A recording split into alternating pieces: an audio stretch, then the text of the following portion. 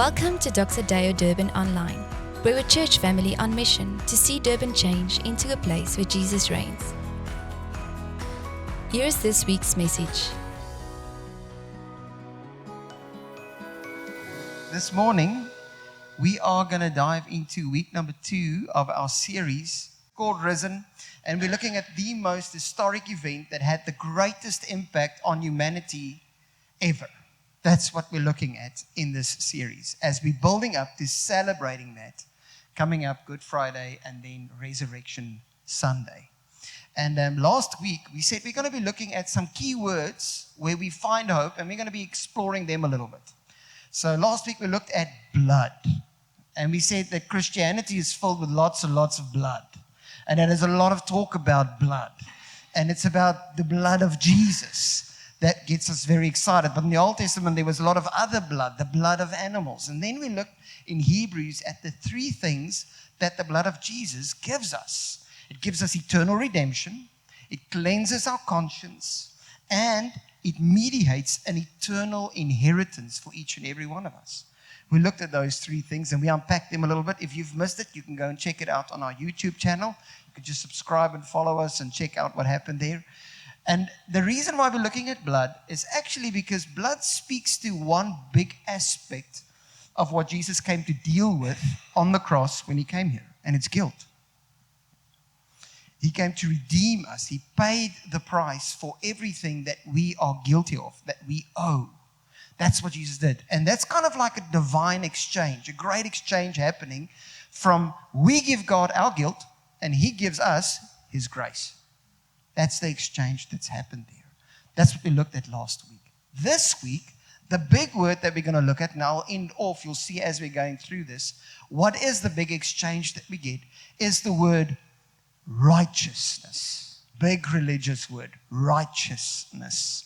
And we're going to talk a little bit more about righteousness. In fact, I quickly want to open up with this little verse from Jesus in Matthew chapter 5, verse 20, where he says the following, and he's speaking to the guys in the Sermon on the Mount, and he's telling his followers, laying it out for them, and he's saying, guys, for I tell you that unless your righteousness surpasses that of the Pharisees and the teachers of the law, you will certainly not enter the kingdom of heaven.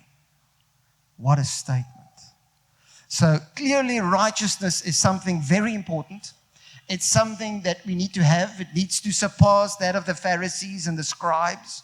And if we don't have a righteousness that surpasses that, we will never be able to access and enter into the kingdom of heaven, which we've been talking about in our Hope series. It's not just one day when I go to heaven. It's actually bringing heaven through me into this world. That's what God is doing. And if I don't have that righteousness, I can't even enter that kingdom. I can't even see what's going on there. I can't enjoy all the blessings of the kingdom of heaven in this time and in this age right now already. It's already starting there. So what I would like to do is I'd like us to unpack this little word righteousness today.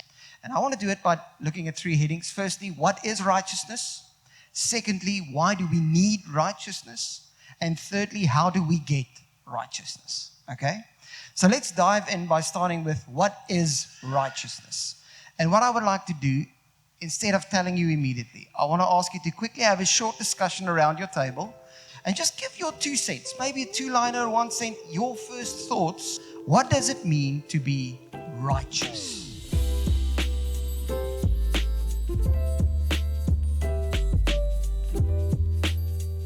Okay, cool guys. So I hope you've enjoyed this conversation, just a little bit of a prompting and kind of figuring out. I've heard some of the guys saying, I have no idea what it is. I'm kind of like fuzzy about this. It's a murky subject or topic for me. I don't know really what to do with this word. Other guys heard somebody saying something very wise and they just said, I'm with that girl and I'm going with them. And then other guys said, no, what I said it first kind of vibes. And then other people said on my left-hand side that being righteous means that you're right. You're doing all the things right the whole time. So it's connecting to being right in some other way. So this is kind of a big Christianese religious word, and we struggle to really get a grip on it. So what you can do is, one of the ways to understand the word righteousness is to go and search every single verse where the word righteousness is mentioned and read it. and get some context for how in the Bible this word is being used. That's actually how we discover the meaning behind words. Because words don't have meaning, people mean things. Words don't mean anything, people mean things. And in the context that they use the word, they portray the meaning that they have. And predominantly within the Bible, they might be here and there a little bit to the right, maybe to the left, in terms of the meaning. But the meaning of righteousness has to do with relationships. And it's a primary focus of righteousness in the Bible means to be in a classic way of phrasing this, means to be in right standing relationship with God, others, and His creation. So what does that mean? What does it mean to be in right standing? Well, it means, maybe in today's age, if you want to speak about it, it means to be presentable towards someone. When you come to someone, they say, well, I approve. You're good enough. You're amazing. You're presentable to me. I love being in relationship with you. You have passed someone's inspection in the eyes of a significant other person. They look at you and they're like, wow, I like this. Like I'm looking at her, She has got my approval. She's definitely presentable. She's pleasing to me. And especially when you are seeking to be in right standing with another person, you're looking to be pleasing towards someone that you would like to please. That's the primary focus and use of the word righteousness, is to be pleasing in someone else's sight, someone that you want to please. So the word righteous means to be right in relationship with that person. There's nothing that's standing between you and them. Nothing that they are, and this is getting me to point number 2, that they are ashamed of. Okay? Have you ever experienced this? And this brings me now to why do we need it? Have you ever experienced the opposite of righteousness? Shame. That's exactly how the Bible speaks of it. So instead of being in right standing, for some other reason, you don't feel worthy of engaging in relationship with this person because of shame that you're dealing with. Now, last week I talked about guilt. And the definition of guilt is I feel bad about something that I've done wrong. The definition of shame is I don't feel bad about something that I've done wrong. I have now taken that guilt, I've absorbed it, and I've made it my own, and I say I feel bad about who I am. So shame says I am wrong. Guilt says I did wrong. You guys get the difference? So let me give you an example. If you're ever in a space where you're in society, and let's say, for instance, you find yourself living on the street, you're a beggar, and then somebody comes to you, you feel in essence, in a certain sense, because of a lack of something that you do not have, you don't feel worthy. You feel ashamed. Have you ever been in a space where someone else is doing better than you are doing? Like the cool kids, the cool group, the popular girls at school, the jocks, or the nerds, the smart guys, and you don't have the same marks as they do, and some other reason, you feel that you are not worthy of being in their presence. There is something that's keeping you, making you feel ashamed of engaging in an open, honest, authentic, real, right-standing relationship with them, because you are ashamed of something in your life. The reason why I'm mentioning this is, as we're at point number 2, why do we need it? I want us to think about this a little bit. Because if we realize that righteousness is about being in good standing, being approved by, being seen as favorable by other people, people that you want to please are pleased with you, can you see that righteousness is not just some or other religious term? It's actually the little word that's driving most of the decisions that we make every single day of our life. Because we want to be in right standing with a lot of people around us. Can you see how this thing drives our lives every single day? We want to be, we all need to be, we all long to be presentable to someone. We're all concerned to not be ashamed before someone. If I've done something wrong, I want to either try and hide it or deal with it, but I feel ashamed of being in your presence. So let me give you an example, just to get it as clear as possible. You remember that first time that you got that first date that you were hoping to go on. You know, that one guy, that one girl. You're like, ooh. And she actually said yes. And you're looking forward to going to date night with this person. You really want to impress. You want to be pleasing towards your dating partner. So, but you know, in your own wisdom, with your good friends that you have around you, that you have a tendency to speak a little bit too much. You never keep your mouth shut. You're just like, blah, blah, blah, blah, blah, blah. And you get into trouble. Anybody knows people like that speaks too much many times, especially when they feel insecure, and then just people know some guys like that. So what are you going to do for that date night? You're going to muster up every little piece of energy, mental focus, to make sure that you don't speak too much, because you want to make sure that you are presentable and pleasing towards the person that's sitting across that table, because they are the thing that you truly desire. You want to be in right relationship with that person. Or maybe, let's say, you're on the other side of the spectrum. Maybe you don't speak too much. Maybe you speak too little. In fact, you're so quiet, people feel awkward around you because you don't speak. So what are you going to do before that date night? Well, you're going to make sure that you write down a few rehearsed statements and a few questions. You're going to make sure that you impress. You're going to do some research, ask some people, you know. Why? Because you're covering for the things that you are ashamed of, for your weaknesses. Because you want to look righteous, presentable, pleasing. You want to be approved of in front of that person's eyes. In fact, isn't that the reason why we spend so much money, to just make sure the hair gel is sorted, and we have the nice stuff, and die rolletjies is weg, and all of that stuff, that we look very, very beautiful. And when we're on a Zoom meeting, we make sure the makeup is sorted, and we look nice, because I need to be presentable. People need to not, I don't want anything in my life that I feel ashamed of that's keeping me back from a right standing relationship with the people around me. Can you guys see how powerful and how intricate and interwoven righteousness is in our lives? We're looking for it everywhere. Some people are looking for it from their parents, approval from their parents. That's super important to them. Once I'm approved there, I'm in right standing, I have worth, I'm valuable. Other people don't look at it for their parents, they look at it in their children. If my children would just accept and approve of me as being a good parent, then I feel I'm in right standing, I'm righteous, I'm approved of, I'm doing well. Others are looking for their boss, others are looking for their parents. Some people are even looking to be approved of in their own eyes. And where they get that standard, the Lord only knows, but let me tell you, it's most likely from someone else that they've measured themselves up against. And they work towards it. But it's still, you're looking to be pleasing in your own eyes. It's a real thing. Now, I've mentioned the example of going on a date. And that's just another person, a guy or a girl that I really love or I really like, and I want to be pleasing in their eyes. It might be even my wife one day, which is my significant other.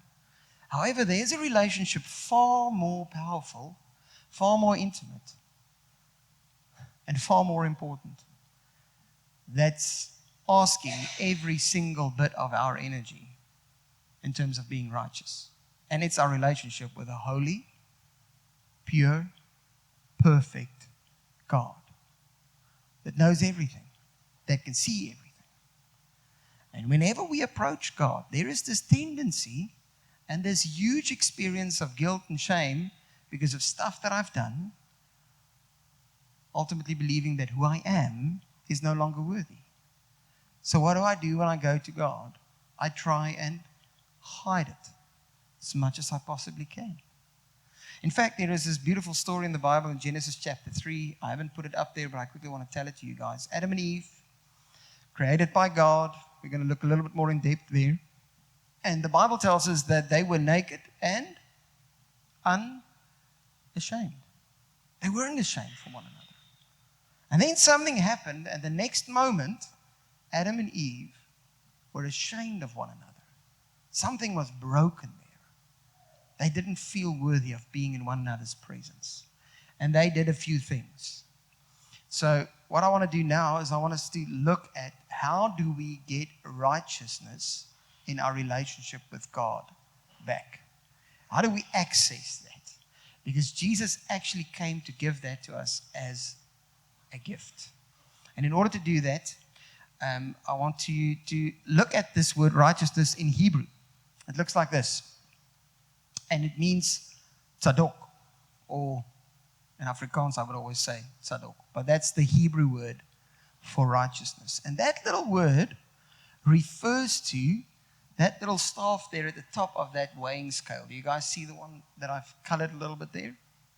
That thing is called the tzadok. That's actually the word. That's the physical word that's being used to describe that in Hebrew. It's the tzadok. So when the scales are evenly balanced, you have reached righteousness. You've reached tzadok, a tzadok state. Both sides are equal. Okay?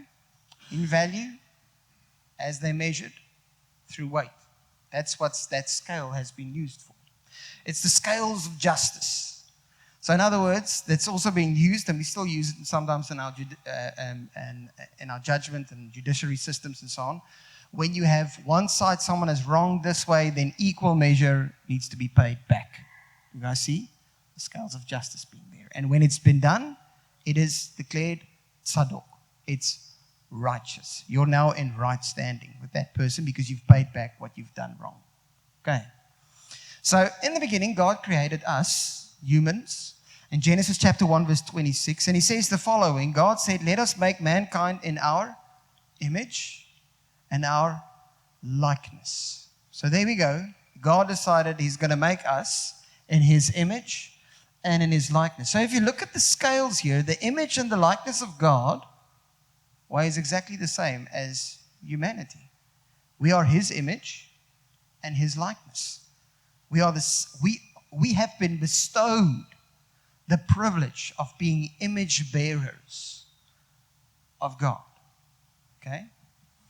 Later on, we read in Colossians chapter 1, verse 15, where it says, the Son is the image of the invisible God, the firstborn over all creation. So another way of looking at the scale can be like this. Jesus and humanity weighs equally. In fact, the psalmist speaks about this wonderful thing that God has done in the following way. He says, you have made them little lower than the angels and crowned them with glory and honor. So God has crowned us with the glorious privilege of being his image bearers. Now, if you've been journeying with us for quite a little bit, you'll know this word glory is something that we kind of take really close, and we harbor that very close to our hearts. It's the word doxa, hence the name doxa, and then deo, it's the glory of God that's in our name, and it means in Hebrew is the word kavod, and this word refers to weight, means the weight or the opinion, and meaning the glory that we have carries weight in God's creation and in his world. And the weight that we get to carry is to be the image bearers of God. We weigh up to that task when we put on the scale. Okay? That's an amazing privilege that we get. So there we have it. God and humanity having a great time. Adam and Eve walking with God in the garden. No problems because we are on equal measure. Everybody got that one? Then there is a little bit of a problem that happened in Genesis chapter 3. There was a snake, a talking snake, and as I always tell the ladies, when the snake talks, you run. Don't speak back, just run. And he deceived Eve and Adam into giving up something very precious. Paul tells us about that something very precious in Romans chapter 3:23. He says the following, for all have sinned and fallen short of the glory of God. So there is something that happened when we sinned that we have given away. We've given away the glory. We did not believe that we are God's image and likeness. In fact, we've unpacked this a little bit before as well, but just to quickly recap it, in Genesis chapter 3, Adam and Eve stands there, and Eve specifically, and the snake tells Eve, Eve, you will surely not die when you eat from this fruit of this tree. I tell you what, you will become like God, knowing good from evil. Now, did they die after they ate that fruit? Not immediately. Did they know what's good and evil? Yes, absolutely. Did they become like God, or did God create them already in Genesis 1 in His image and in His likeness? So where did the lie creep in there? The lie creeped in the belief that when I take from the tree of the knowledge of good and evil and I apply it in my life, when I do good things, it makes me who I am. If I do good, I am a good person. If I do bad, I am a bad person. When I do bad, I feel ashamed of who I am. When I do good, I feel very proud. I feel happy with myself. Anybody knows that? Anybody experience that in your life? Maybe the people next to you doing that? And hence that lie, deception, is what we do determines who we are. So now our glory rests on our shoulders. It's no longer what He has made us to be, what He did is who we are. We've given that away. We don't believe it anymore. We decided we are our own gods. We are self-made. Whatever I do makes me good. Whatever I don't do makes me bad. And so I create an image for myself and for the world around me to behold. Do you guys see the burden that's happening here? And Paul talks about it, and he says, the moment we did that, this happened in the scale. Check it out. Fallen short of the glory. We've given up the weight that God has bestowed upon us. We said, we don't want that glory. We have our own glory. And then we got measured, we got weighed, and we were found wanting. There we are in trouble. Humanity is too lightweight. And that's especially how you feel, especially when you come before someone and you feel ashamed. You feel like you don't measure up. You don't have enough. And then what did Adam and Eve do the moment that they sinned and they realized that they don't have enough? They started feeling ashamed of who they are and what God has made. They looked at one another and they saw that they were naked. The first thing they did was fig leaves. Okay, those are not fig leaves, but that was the biggest leaves that I got on my YouTube, on my Pro Presenter picture for PowerPoint. What did they do? They started covering up. I want you to think about this for a moment. It's such a significant picture. Whenever you are ashamed of something that you've done wrong before other people, do you cover up? What are the things that we use to cover up? To try and look a little bit more presentable? Our money, our achievements, our knowledge, being very nice to someone else, like super nice. We try to cover. And especially when we don't get someone's approval and we're tired of it, there's another way of covering. We like put on kind of a mask, and we call that the angry mask, and I just chase you away because you're in any case not going to like me. So I don't want to be reminded of the fact that I'm not in right standing with you. So I'm just like, and you give them the stare. And they're like, ooh, I'm afraid of you. All of those are masks, are fig leaves that we're putting on to try and cover for our shame. And we do that with other people around us, and especially we do that with God. Now, just imagine with me for a moment, as you guys can see, I'm putting some fig leaves on our scale there. Are they weighty enough? Clearly not. Because there's still some sin behind them. Do you see them peeking out there a little bit?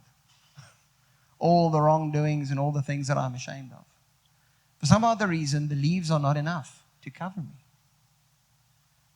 And then, if you're really good, so we cover for our shame, the other thing that we try and do is we try to compensate for that.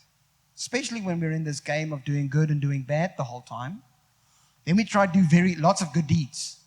And we really work hard at it. We come to church. We read our Bible. We pray.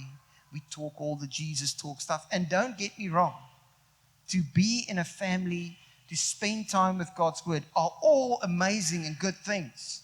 They're really good. But they don't have the power to deal with sin. They cannot declare you righteous. They're not good enough. They're good, but they're not good enough for that. In fact, the Bible speaks of them as being filthy rags. So boom, there you have some filthy rags onto your scale.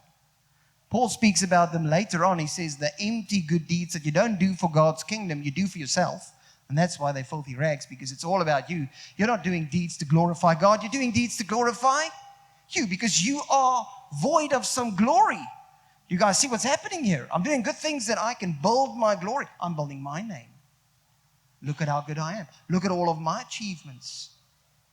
I've been there. I've been there in ministry, where I tried to make a name for myself within the environment. And God came to humble me very quickly.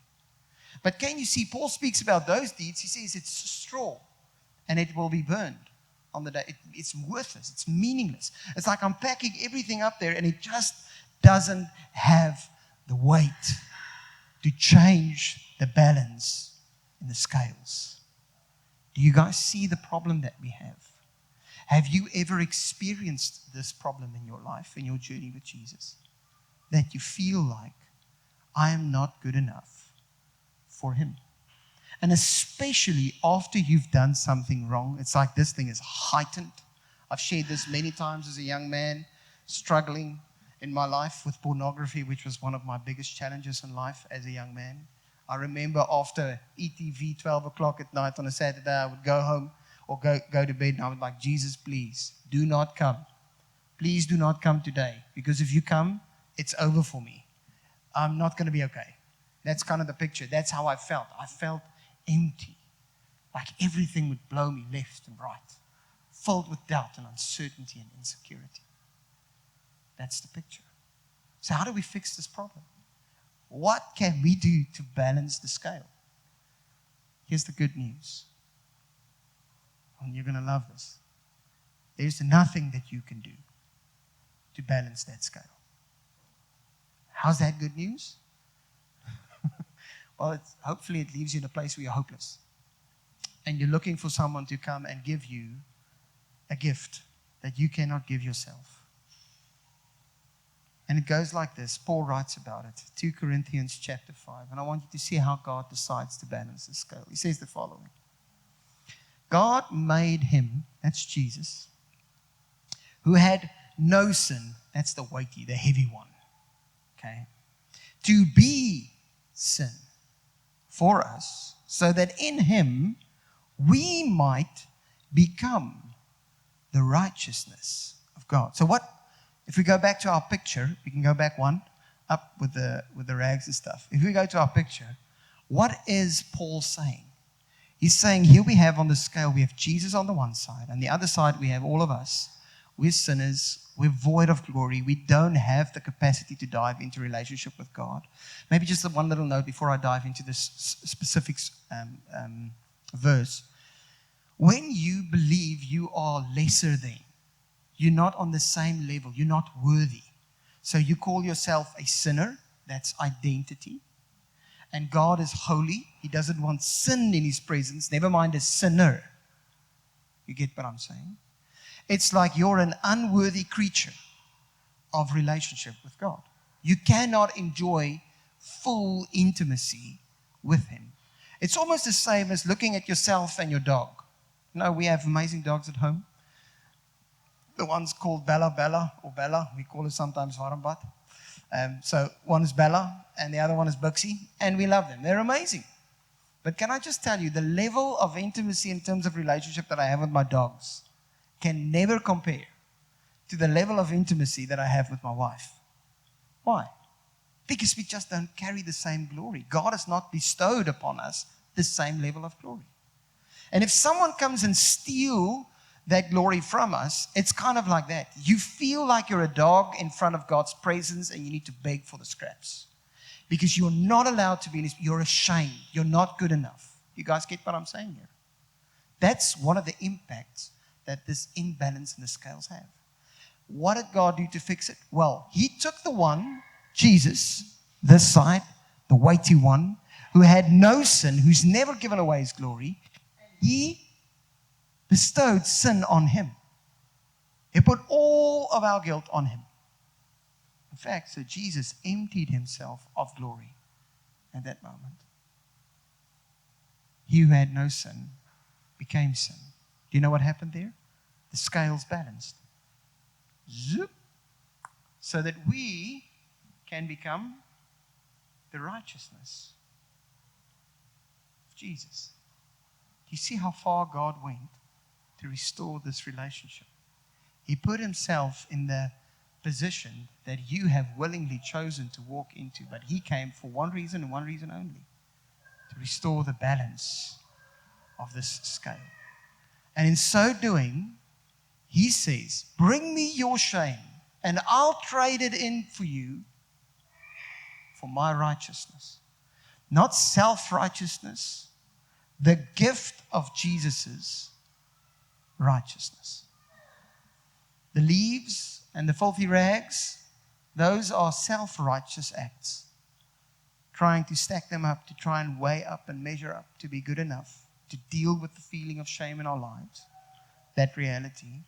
Jesus says, you know what? I take all of that on me. And the scales are balanced. And you have been declared righteous before the Father. You have been approved of. You are found pleasing in His eyes. No matter what you've done or what you can do, will ever be able to take that away from you. Because you've been bestowed upon the righteousness of Jesus Christ. Therefore, you can now be in right standing with God. And because of that reality, now you know what it means to be loved completely, unconditionally, fully, truly, authentically, with all of your flaws. I experience a little bit of that in my relationship with my wife. You know, whenever she sees my painting, she comes, gives me a hug. She says, "Warini, love covers all." And then she covers all of my weaknesses. That is what we get to put on when we go into the presence of God. We get that covering. It's the covering of Jesus' perfect obedience. His righteousness is the one thing that we get to wear. It's not what you've done right. It's what He has done right that gives you that privilege. So, one last little thought, maybe a reminder for most of you guys that's sitting here. Some of you guys will know exactly what I'm going to say now. Jesus tells us that this is a gift that we get. The righteousness of the Pharisees is all based on works, achievements. That's what Jesus is talking about there. He says, no, you need my righteousness. Far above that. And you know what? If you believe in me, it is a free gift for you to put on. You get it. Mahala. In fact, there's another place where Paul talks about this gift. And we call it the armor of God. And He wants you every day to put on the breastplate of righteousness, the gift that God has given you. He wants you to actively, when you're confronted with shame, being not good enough in front of Father, to put on the truth that's saying, I am good enough. And I am because of Jesus. And I thank you for making me blameless and pleasing in your eyes, approving of me to be in your presence. And let no one say otherwise. Because my daddy says, and you address that, whomever is telling you you're not worthy, you tell them your daddy says you're worthy of being in God's presence. And the only way of taking a gift, how do we take a gift? How do we put it on? One word. Thank you. You know, when we still ask for something, does it mean you have it? No, it means the other person has it. But the moment you take it, what do you say? When someone gives you a present, you say, well, if you're well behaved at least, you'll say, thank you. You're amazing. So how do you take the gifts God has given you? You say, thank you. You don't beg for righteousness from God. You say, thank you for making me righteous.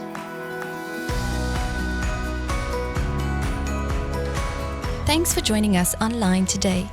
As a family, we would love to meet you in person, so plan a visit to our Doxodeo Durban campus by going to doxodeo.org/Durban.